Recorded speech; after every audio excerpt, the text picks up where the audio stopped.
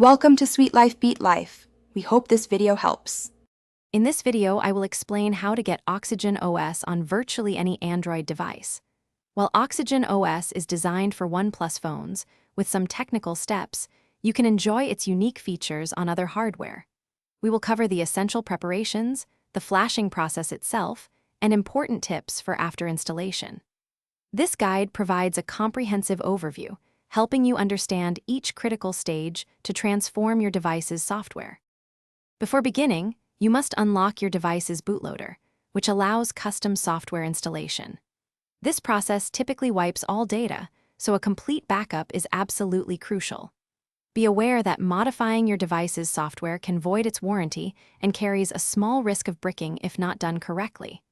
Always ensure your device has at least 50% or even 75% battery charge to avoid interruptions. The next step involves installing a custom recovery, such as TWRP, which is vital for flashing custom ROMs. Once installed, download the specific Oxygen OS custom ROM package compatible with your device model. Boot your phone into the custom recovery mode. From there, you will typically perform a factory reset and wipe certain partitions before proceeding to flash the downloaded Oxygen OS package. This ensures a clean installation. After successfully flashing Oxygen OS, you might need to install Google Apps separately if your chosen ROM does not include them. It is important to regularly check for updates provided by the custom ROM's development community to ensure security and new features.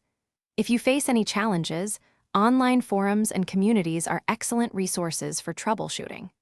Now, you can enjoy the distinct user experience and performance enhancements of Oxygen OS on your non-OnePlus device. Thanks for watching. Consider subscribing if we helped you.